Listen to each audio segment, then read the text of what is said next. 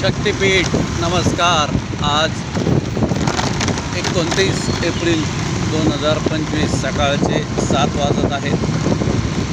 यूट्यूबच्या या थेट प्रक्षेपण सेवेमध्ये कराडी येथून मी डॉक्टर मनोज कुमार विनोद आपला सर्व दर्शक प्रेक्षकांचे स्वागत करतो. भूसंपादन प्रश्न की उत्तर आणि देणार आणि घेणार या सर्वांसाठी.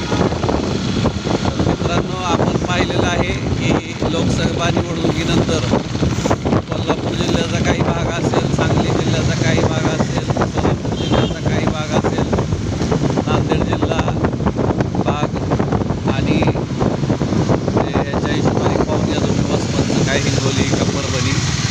तर एकंदरीतच 12पैकी 5 जिल्ह्यांचं स्थानिक वृत्तपत्रांमध्ये प्रशासनाकडून प्रसिद्धी गट यादीची झालेली माझ्या तरी ऐकिवात आहे. तर इतर जिल्ह्यांमध्ये आता फॉर एक्झाम्पल बार्शी तालुक्यातले त्या स्थानिक वृत्तपत्राने गट व्हायरल केलेले राजपत्राच्या हिशोबाने, पण ते प्रशासनाकडून अधिकृत यादी दिलेली नव्हती. तर अशा सर्व पार्श्वभूमीवरती प्रसिद्धी पावलेले 5 जिल्ह्यातले भाग आणि उर्वरित माझ्या हिशोबाने 7, आपल्या हिशोबाने किती, तर भूसंपादन हे आता दिव्य असणार आहे. तुम्ही घाबरून जायचं काय कारण नाही. सुप्रीम कोर्टाचे आदेश आहेत. आता ते नवीन राजपत्रांना लागू होतील की जमीन अधिग्रहणामध्ये पहिल्यांदा भाव जाहीर करणं गरजेचं आहे.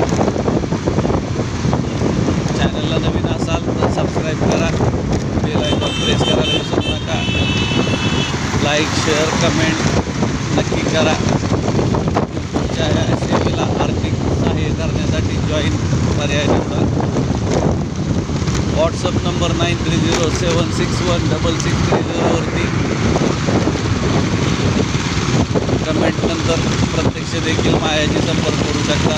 आणि आमच्या ह्या